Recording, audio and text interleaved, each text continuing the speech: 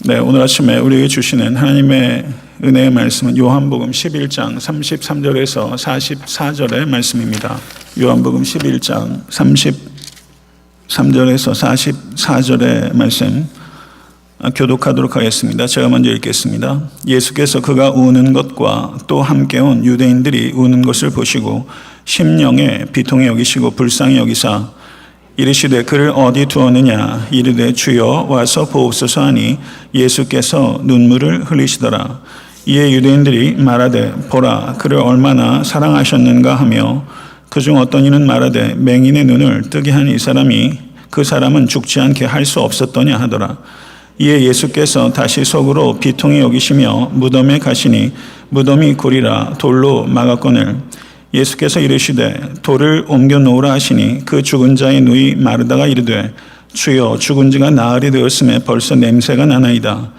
예수께서 이르시되 내 말이 내가 믿으면 하나님의 영광을 보리라 하지 아니하였느냐 하시니 돌을 옮겨 놓으니 예수께서 눈을 들어 우러러 보시고 이르시되 아버지여 내 말을 들으신 것을 감사하나이다. 항상 내 말을 들으시는 줄을 내가 알았나이다. 그러나 이 말씀 하옵는 것은 둘러선 무리를 위함이니 곧 아버지께서 나를 보내신 것을 그들로 믿게 하려 함이니이다. 이 말씀을 하시고 큰 소리로 나사로야 나오라 부르시니 죽은 자가 수족을 배로 동인 채로 나오는데 그 얼굴은 수건에 쌓였더라. 예수께서 이르시되 풀어놓아 다니게 하라 하시니라. 아멘. 하나님의 말씀입니다.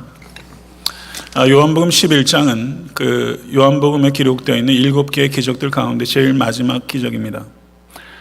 7개의 기적을 기록하고 있다는 것은 요한이 매우 주도 면밀하게 선별했다는 것을 의미하는 것이고 그 중에서 7번째 기적이기 때문에 기적 중에 절정에 해당되는 기적이다. 그리고 이 기적은 기적 자체가 목적이 아니라 이 기적을 행하시는 예수 그리스도에 대한 관심과 사랑 그리고 그분에 대한 순종을 우리에게 요청하고 있다는 것입니다. 요한복음 11장의 구조는 매우 분명합니다. 1절부터 16절까지는 기적의 배경을 이야기하고 있고 17절부터 37절까지는 예수께서 나사로의 무덤 앞까지 오는 과정을 기록하고 있습니다. 그리고 38절에서 44절은 죽은 나사로를 일으키신 기적이 기록되어 있고 45절부터 57절은 예수 그리스도의 기적에 대한 사람들의 반응들이 기록되어 있습니다. 그러므로 오늘 본 말씀 33절부터 44절은 예수 그리스도께서 도착하시고 기적을 행하시기 바로 직전의 상황과 기적을 행하셔서 죽은 나사로가 일어나는 내용들을 이야기하는 부분에 해당합니다. 저는 오늘 설교의 방식을 오늘 본문 말씀에 국한해서 이야기를 하지 않고 요한복음 11장 전체를 아우르되 본문 말씀을 좀 더 집중해서 설교하는 방식으로 말씀을 증거하겠습니다. 1절을 보게 되면 어떤 병자가 있으니 이는 마리아와 그 자매 마르다의 마을 베다니에 사는 나사로라 라고 말하면서 새로운 사건을 도입하고 있고 새로운 등장인물들을 소개하고 있습니다. 예수님께서는 그때 유대인들의 박해를 피해서 세례 요한이 처음에 사역했던 요단강 인근의 어느 지역에서 하나님 나라의 복음을 힘있게 증거하고 있었습니다. 그런데 인편을 통해서 예수님께 급한 전갈이 도착하게 된 것입니다. 그리고 그 전갈은 이런 것입니다. 사랑하시는 자가 병들었나이다. 사랑하시는 자가 병들었나이다.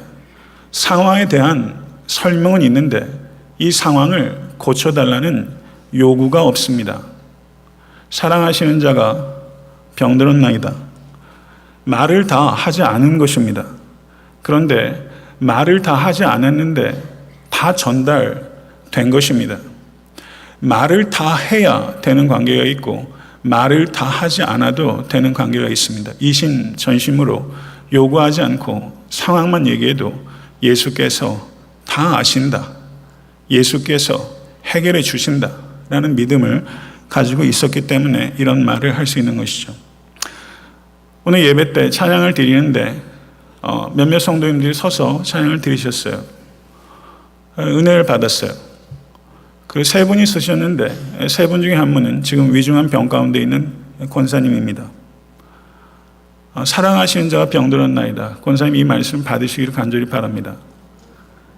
성도님들이 찬양하시면서 이렇게 눈물 흘리는 것을 보게 되면 저에게 참 감동이 있습니다. 찬양하는 모습이 저에게도 이렇게 감동이 되는데 하나님께는 얼마나 감동이 될까? 주여 사랑하신 자가 병들었나이다. 아무 요청도 없이 상황만 이야기하는데 주여 제가 힘들어 죽겠습니다. 이렇게만 얘기해도 주님께서 다 알아들으신다는 것을 오늘 이 말씀을 통해서 위로받으실 수 있기를 간절히 축원합니다.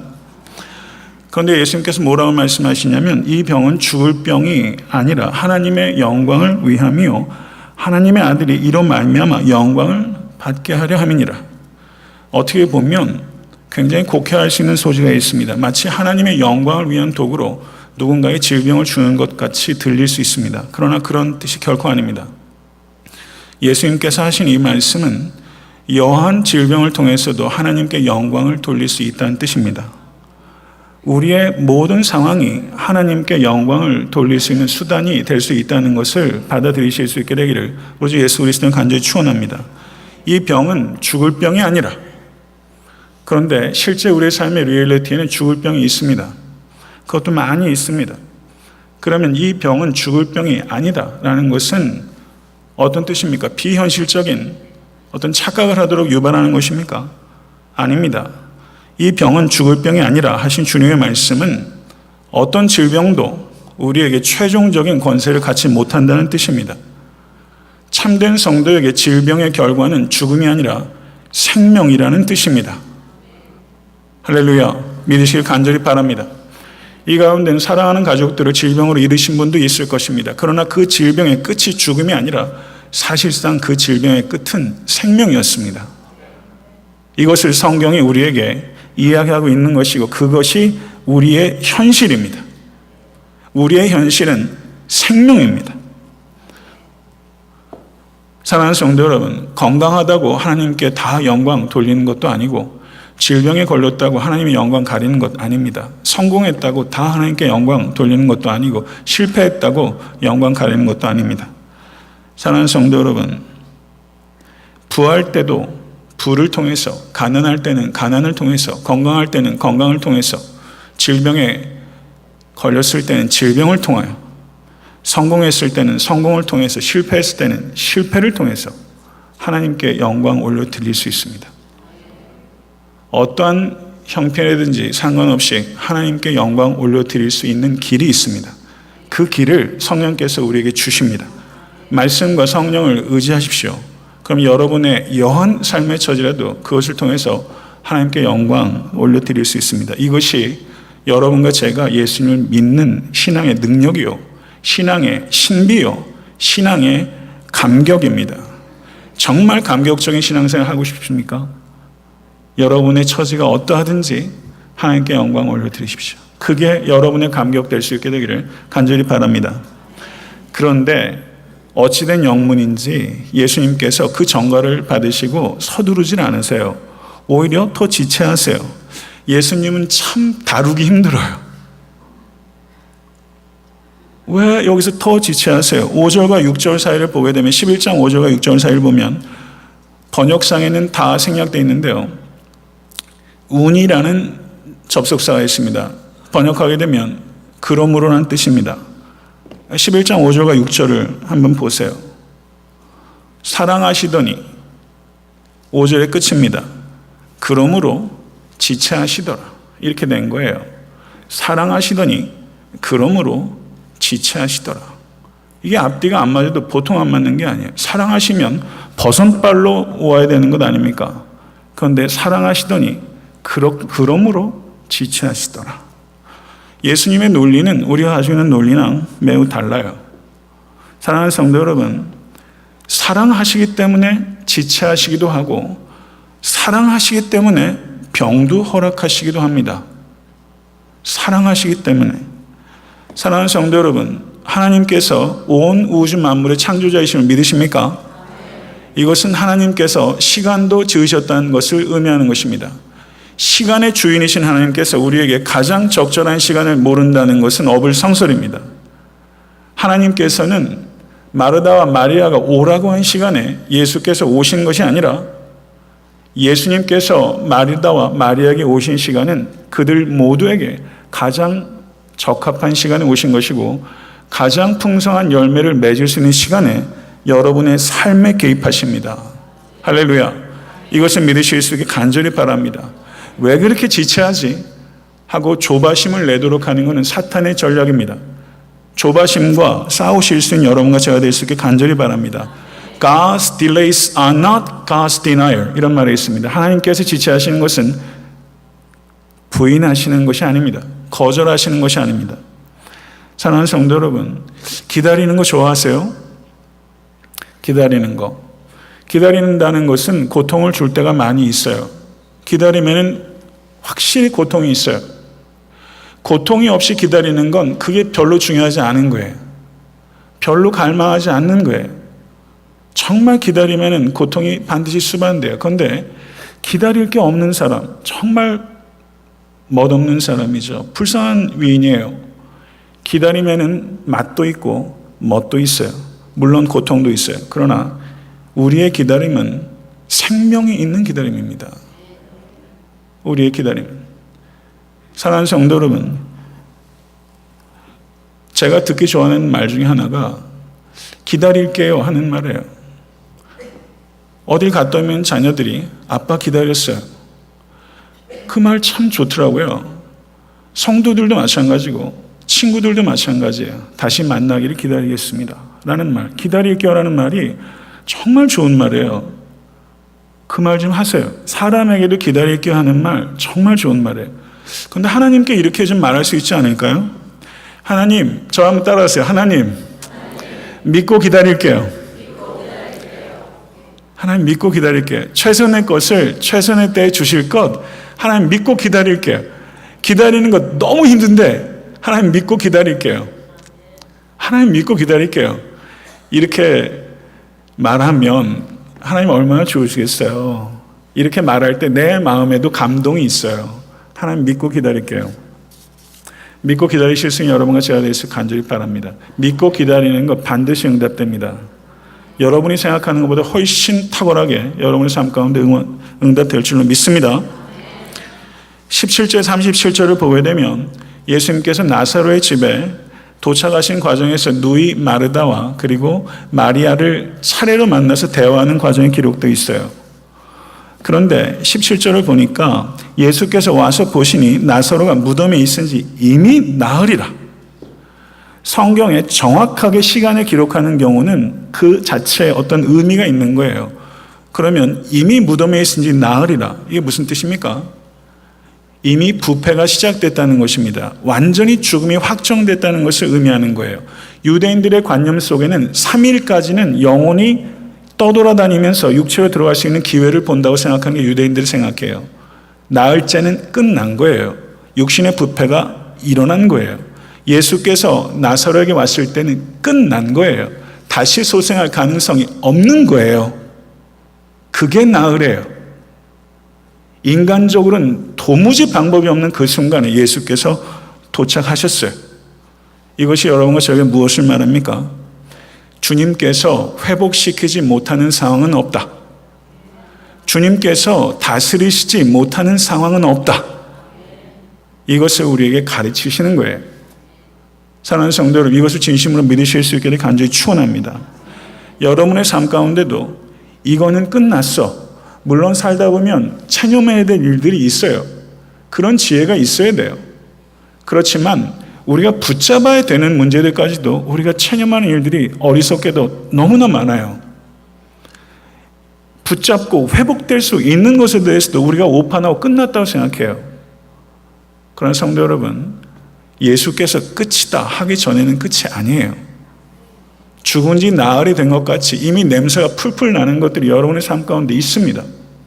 제 삶 가운데도 있어요. 포기하지 않아야 될 것들을 포기한 것들이 있어요.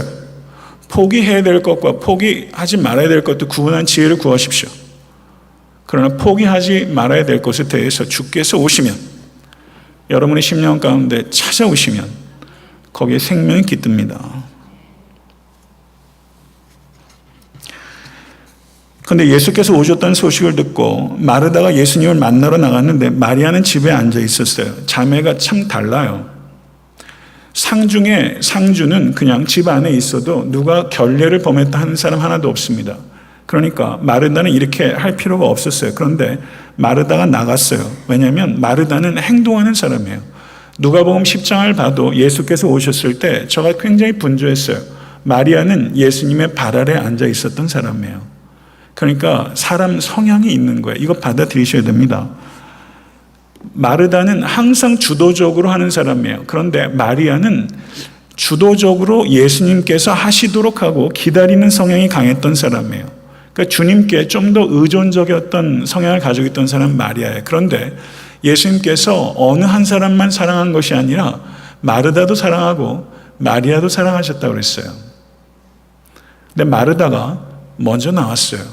맞이였기 때문에. 그리고 말해요. 주께서 여기 계셨다면 내 오라버니가 죽지 않았겠나이다. 이 말은 어떻게 보면 주님께서 계시지 않았던 것에 대한 불평처럼 들리지만 이 말은 그렇게 해석하기보다는 애통함, 안타까움을 표현한 것이다. 이렇게 보는 게 보다 적절하다고 생각합니다. 그리고 마르다가 이렇게 말해요. 나는 이제라도 주께서 무엇이든지 하나님께 구하시는 것을 하나님이 주실 줄을 아나이다. 이 말을 잘못 해석하게 되면 예수님께서 지금이라도 나사로를 살리실 수 있습니다. 이렇게 이야기한 것으로 해석하면 그거는 비약입니다. 왜냐하면 39절을 보시게 되면 예수께서 돌을 옮겨 놓으라 했을 때 마르다가 주여 죽은 지가 나흘이 되었음에 벌써 냄새가 나나이다. 이렇게 말을 했습니다. 그러니까 마르다는 지금 예수께서 명령하셔서 나사로가 일어나게 될 것이라는 생각은 전혀 하지 않은 겁니다. 24절을 보시면 마르다가 이르되 마지막 날 부활 때에는 다시 살아날 줄을 내가 아나이다. 이렇게 말했습니다. 그 당시에 부활에 대해서 바리새파들의 생각은 종말 때에 부활이 있을 것이다 라고 생각했습니다. 바리새파의 생각들입니다. 이 마르다의 생각은 바리새파의 생각과 같았습니다. 그 말인즉슨 종말의 때가 오게 되면 나사로가 일어나게 될 것을 믿습니다. 이렇게 얘기한 거예요. 이 말은 맞아요. 종말이 되면 죽은 자가 일어나게 될 것을 믿습니다. 그런데 마르다가 모르는 게 있었어요. 예수께서 이 땅에 오신 것이 종말이 시작됐다는 것을 몰랐던 거예요. 이해하셨습니까? 예수께서 이 땅에 초림하신 것이 종말이 시작된 것입니다. 그리고 종말의 징조로서 예수께서 죽은 나사로를 일으키신 것입니다. 이에 대해서 예수님께서는 나는 부활이요 생명이니 나를 믿는 자는 죽어도 살겠고 무릇 살아서 나를 믿는 자는 영원히 죽지 아니하리니 이것을 내가 믿느냐 이렇게 말씀하셨습니다. 예수님께서는 부활이고 생명이십니다. 믿으십니까? 이 말은 예수님께서 이 마르다가 부활에 대해서 막연하게 미래적 사건으로 부활에 대해서 생각하는 것을 예수님께서 교정해 주고 계신 것입니다. 사랑하는 성도 여러분, 부활신앙은 무엇입니까? 그것은 미래적인 사건 맞습니다. 그러나 부활신앙은 그것을 미래적인 사건으로 유보하는 것이 아니라 미래적인 사건이 이미 일어난 것과 같기 때문에 미래적 현실을 지금 나의 삶 가운데 적용하고 대입하는 것이 부활신앙입니다. 이 부활신앙을 가지고 살아오고 계십니까? 사랑하는 성도 여러분, 믿는 자에게 죽음은 인생의 끝이 아니라 또 다른 생명의 시작입니다. 더 충만한 생명으로 옮겨가기 위한 관문입니다. 이것을 진심으로 받아들이시고 계십니까? 사랑하는 성도 여러분, 죽음도 끝이 아닙니다. 죽음은 영원한 생명의 시작입니다. 영원한 생명으로 옮겨가는 환승역과 같은 것이 죽음입니다. 이것을 진심으로 믿으실 때 우리는 죽음조차 이기는 세상이 감당할 수 없는 참된 성도가 되는 것입니다. 이 믿음을 가지고 여러분의 삶의 모든 현실에 대입하실 수 있는 견고한 성도와 교회가 될 수 있게 되기를 간절히 축원합니다. 28절을 보게 되면요, 마르다가 마리아를 사적으로 불러서 예수님과의 만남을 주선하고 있어요. 그런데 마리아가 똑같은 말을 해요. 주께서 여기 계셨더라면 내 오라버니가 죽지 아니하였겠나이다. 그리고 마리아가 예수의 발 앞에 엎드려서 마리아가 울기 시작해요. 마르다와 마리아가 똑같은 말을 했는데 마르다는 울지 않았어요. 그런데 마리아는 울었어요. 그리고 마리아는 그 발에 엎드리기까지 했어요. 성도 여러분, 마르다가 27절에 뭐라고 고백했냐면요, 주는 그리스도시요 세상에 오시는 하나님의 아들이신 줄 내가 믿나이다. 마르다의 고백입니다. 이 마르다의 고백을 어떻게 평가할 수 있을까요? 이 고백은 맞습니까? 틀립니까? 주는 그리스도이십니다. 맞습니까? 아멘. 세상에 오시는 하나님의 아들이십니다. 믿으십니까? 그러니까 마르다의 고백은 문자적으로는 완벽하게 맞는 고백이에요. 그러면 문자적으로 맞는 것과 정말 마르다가 그것을 이해하고 고백하는 것과는 같은 것이 아닐 수도 있어요. 그래서 이 마르다의 고백은 예수님의 정체성을 진정으로 깨닫지 못한 상태에서 문자적으로만 부합한 부적절한 고백이었다라는 평가를 할 수 있다는 뜻입니다.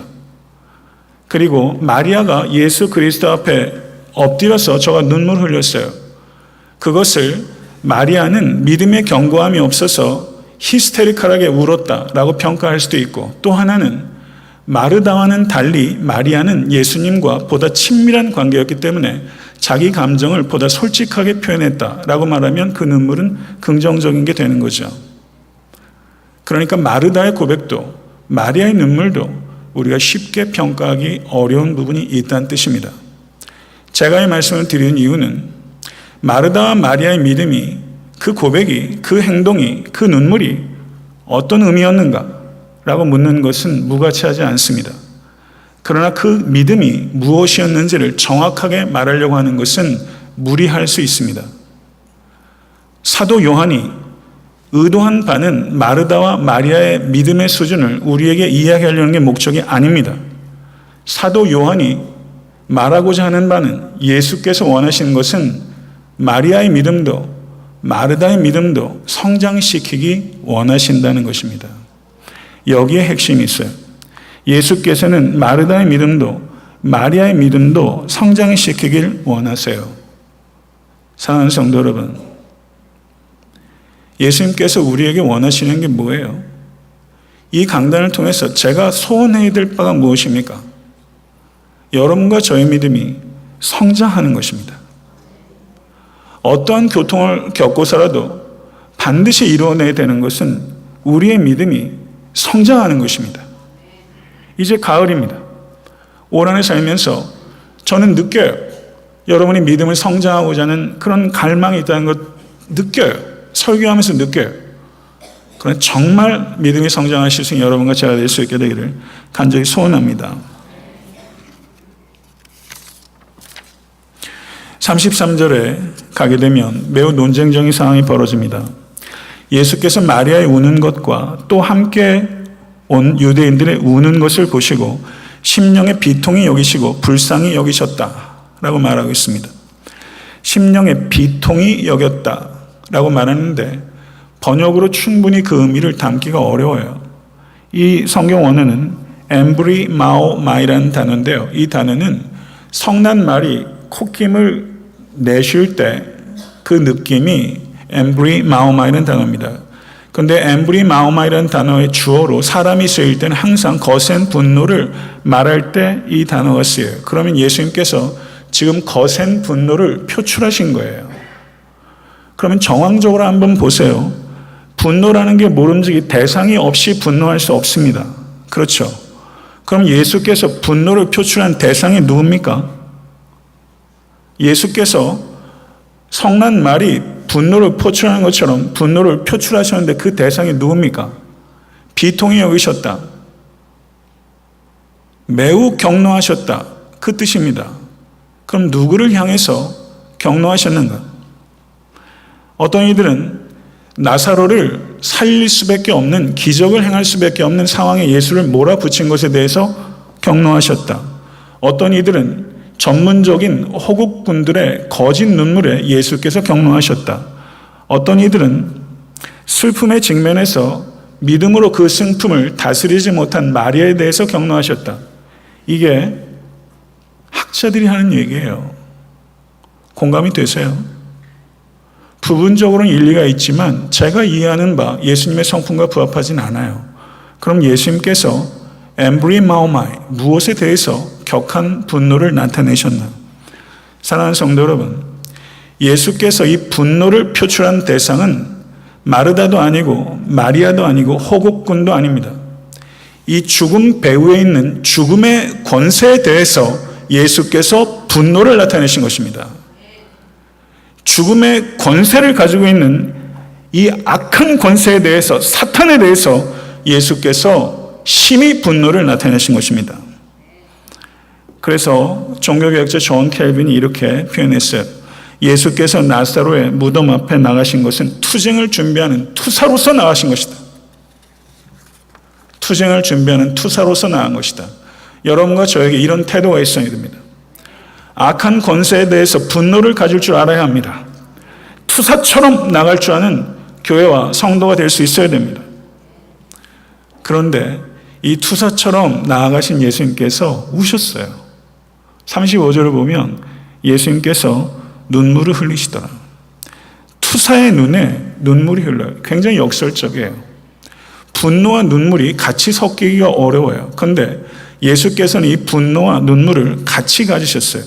이게 이 땅에 사는 성도들이 가져야 되는 두 가지 역설적인 가치입니다. 죄에 대해서 분노하고 죄에 희생되고 있는 이들을 향한 눈물이 눈에 그렁그렁해야 되는 거예요. 이 두 가지를 조화시키는 것은 고통스러운 일입니다. 그러나 이 두 가지를 다 가져야 합니다.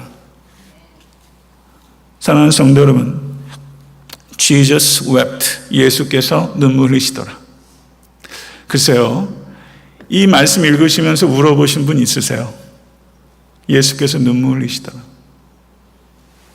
이게 여러분에게 위로가 돼요? 사람의 눈물이 보여요. 지금 제 눈에도 울고 계신 분이 보여요. 찬양하다 울기도 하고 말씀 듣다가도 울기도 하고, 여러분도 제 눈물 보이시기도 하실 거예요. 제가 여러분 눈물을 식별할 수 있는 거리는 이 앞에서 10줄 정도예요. 저에게 눈물 보여주고 싶은 사람 더 앞으로 오세요. 안 보여요. 눈물이 금방 말라요. 눈에 눈물이 마르면 속엔 눈물이 말라요? 속엔 눈물이 흐르죠. 예수님께서 눈물을 흘리시더라. 눈물을 흘리시더라. 좀 그런 생각이 드네요. 아까 찬양을 하면서 내가 울 때는 다른 사람 눈물이 잘 안 보여요. 잘 안 보여요. 근데 마르다와 마리아가 눈 때 마르다와 마리아가 지금 막 얼마나 서럽게 울어요? 근데 예수님 눈물이 보였을까 이런 생각이 순간적으로 들었어요. 예수님께서 울고 계시다는 것을 마르다와 마리아가 봤을 때 저들이 어떤 마음이었을까? 민망히 여겼다라고 번역된 성경 언어는 타라소인데요. 이 타라소는 단어가 요한복음 5장 4절에 나오는데 벳세다 연못이 요동을 칠 때 그 단어가 타라소입니다. 그러니까 예수님께서 지금 그 심령이 벳세다 연못이 요동치는 것처럼 출렁이고 계신 거예요. 격한 슬픔으로 예수의 마음이 요동치고 있어요.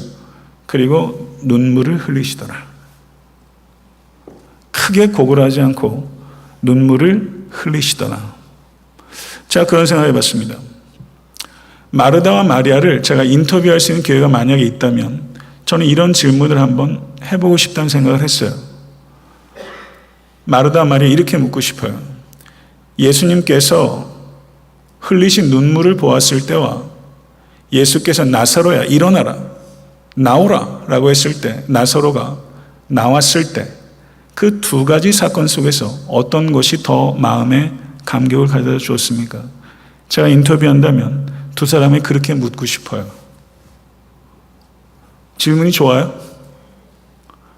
한 가지만 고르라고 한다면 예수께서 우셨을 때와 나사로가 걸어 나왔을 때 어느 쪽이 더 이 여인들에게 마음의 감동을 가져다 줬을까?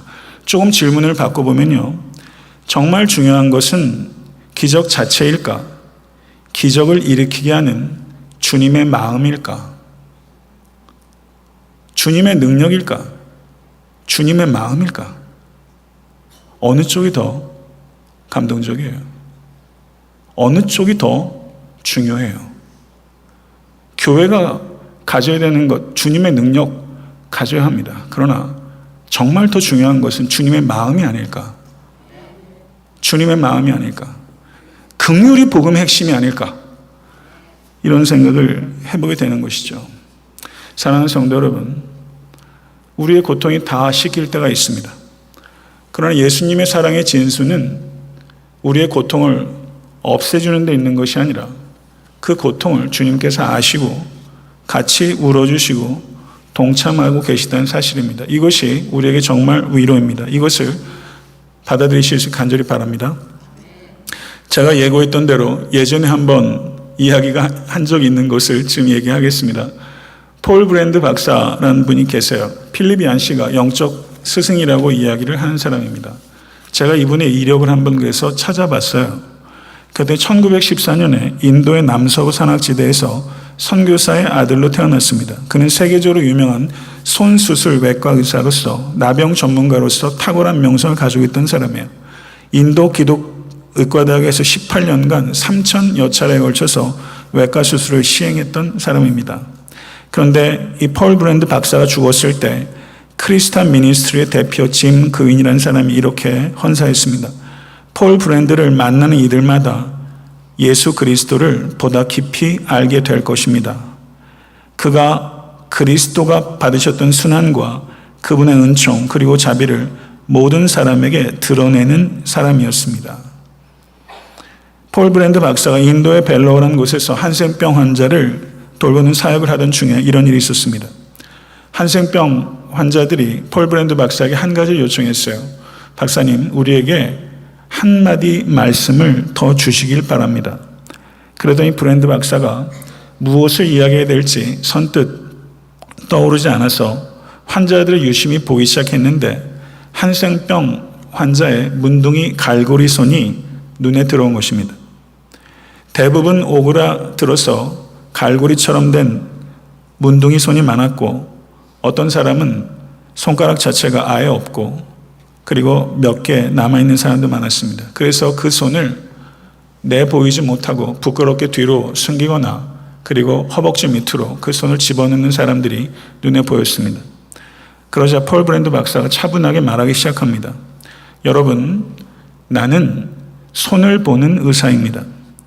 손을 보면 그 사람의 직업이 무엇인지 심지어 그 사람의 성격도 어느 정도는 맞출 수 있습니다.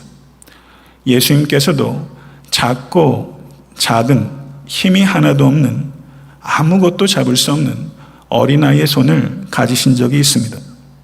그 다음에는 붓이나 철피를 서투르게 쥐고서 글자를 쓰려고 애쓰셨던 때도 있었습니다. 목 쓰셨을 때는 톱과 망치로 일을 해서 생긴 상처들과 갈라진 손톱이 보이는 거칠고 마디진 손도 가지셨습니다. 그리고 그 손에 못이 박히셨습니다.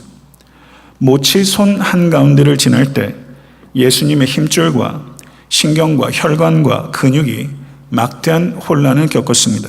예수의 손은 완전히 불구가 된 것입니다.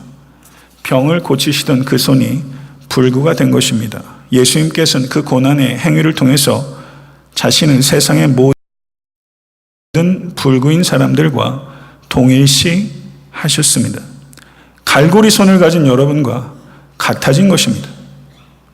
그 순간 그 이야기를 듣던 모든 회중들의 전율을 느끼면서 섬겼던 손을 허벅지 밑에 깔고 있던 그 문둥이 갈고리진 손을 한센병 황제들이 너나 할 것 없이 얘기도 없었는데 그 손을 앞으로 가지고 오더니 어느 순간 그 손을 높이 들고서 새로운 자존감과 위엄을 가지고 두 손을 높여 하나님을 찬양하였던 것입니다.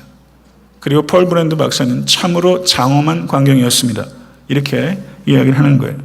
제가 이 이야기를 다시 재차 이용하는 것은 여러분과 저도 참 숨기고 싶은 게 많은 사람이었어요. 저도 부끄러움을 견디지 못해요. 제 성격상. 뒤로 빼고 밑으로 깔고 앉고 숨기고 가리고 다시는 들여보려고 하지 않았던 수치스러운 뭉그러진 제 손이 있어요. 근데 예수 그리스도의 십자가를 통해서 그 상처, 그 아픔 보니까 이젠 내놓을 수 있겠더라고요. 높이 들 수도 있겠더라고요. 그게 내 수치가 아니라 그것이 나에게 이제 아무런 고통도 주지 않게끔 된 이유는 예수 그리스도의 십자가이기 때문에 내가 내 보이는 그 뭉그러진 손, 여러분 그 손 없으세요? 그것을 내 보임으로 말미암아 내 수치가 아니라 십자가의 능력이 드러나기 때문에 그 자유함을 여러분이 경험하실 수 있게 간절히 축원합니다. 이 세상에서 여러분의 눈물의 의미를 정말 알아주는 사람은 남편도 마누라도 아닐 거예요.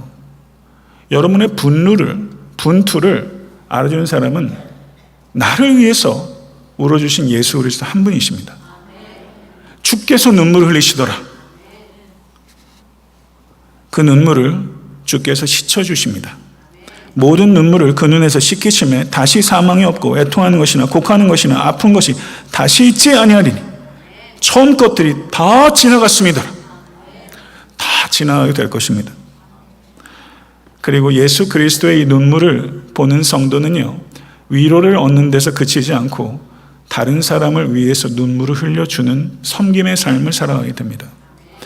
내 문제가 다 해결되고 다른 사람을 위해서 울어주는 게 아니라 내 문제가 여전함에도 불구하고 다른 사람을 위해서 울어줄 때 내 문제가 극복이 돼요. 섬김을 통해서 우리의 상처가 치유되는 것이 하나님의 방법입니다. 예수님의 명령은 간결했습니다. 돌을 옮겨 놓으라. 그때 마르다는 주여 죽은 지가 나흘이 되었으면 벌써 냄새가 나나이다. 이렇게 말했습니다. 그랬더니 예수님께서 뭐라고 말씀하시냐면 내가 믿으면 하나님의 영광을 보리라. 할렐루야. 오늘 설교의 제목은 의심의 돌을 옮기라는 것입니다. 어떻게 하면 하나님께 영광을 올려드릴 수 있습니까? 내가 믿으면 하나님께 영광을 돌리게 될 것이다. 할렐루야. 내가 믿으면 하나님의 영광을 보리라. 사랑하는 성도 여러분, 하나님을 믿는다고 하는 그리스도인들이 제일 못하는 게 뭔지 아세요? 하나님을 믿는 거예요. 하나님을 믿으면 하나님께 영광을 돌릴 수 있습니다. 나사로야, 나오라. 나사로야, 나오라. 그 주님께서 여러분을 지금 부르고 계세요.